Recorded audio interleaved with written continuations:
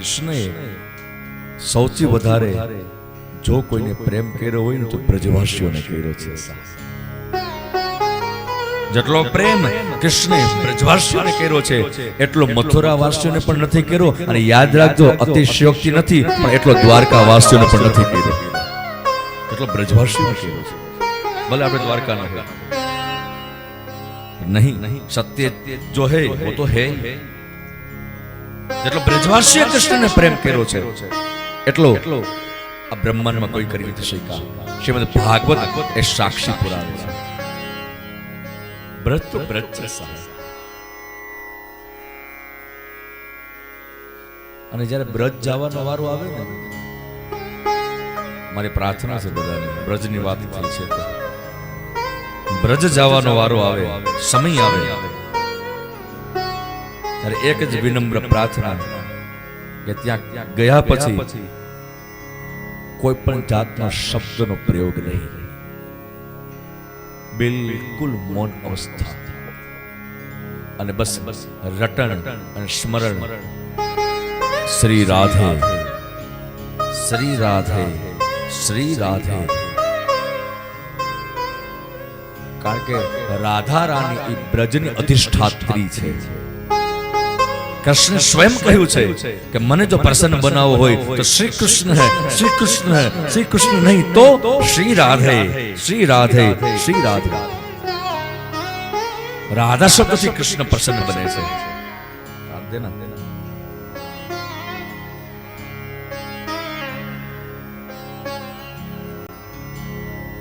तेरे माथे पे मुकुट है. બ્રજ કેવું છે, કવિકારને લખવું પડ્યું છે. તેરે કાનો में कुंडल है, तेरे माथे पे मुकुट है,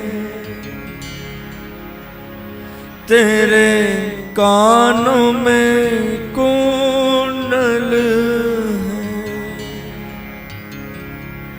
तो करुणा सागर है, मुझ पर करुणा करना. ये ब्रज पावन भूमि, यहाँ बार बार आना. ये ब्रज पावन भूमि, यहाँ बार बार